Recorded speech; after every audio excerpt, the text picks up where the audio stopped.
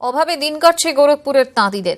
প্রত্যেক নির্বাচনের মতো এবারও আশা একটাই, নতুন সরকার যদি ফিরে তাকায়।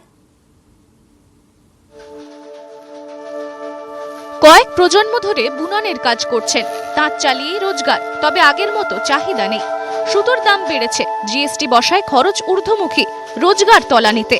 ফলে দিন চলাই মুশকিল গোরখপুরের তাঁতিদের।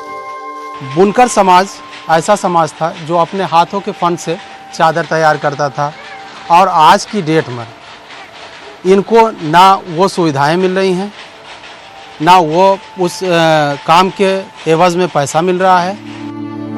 দুবেলা দুমুঠো খাবার জোটাই মুশকিল। তাঁতিদের অনেকেই অন্য পেশায় ঝুঁকছেন, কেউ কেউ হ্যান্ডলুম ছেড়ে পাওয়ার লুমের কাজ করছেন। তবে তাতেও মিটার প্রতি সুতো বুনে 5 থেকে 7 টাকা রোজগার, খুব বেশি হলেও দিনে 250-300 টাকার বেশি আয়ের উপায় নেই।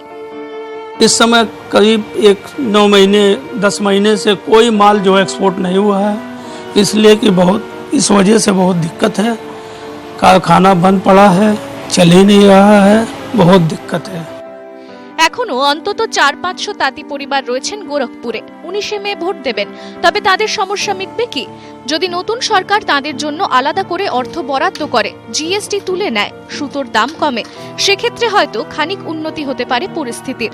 আশা নিরাশার দোলাচলেই এখন দিন কাটছে গোরখপুরের তাঁতিদের।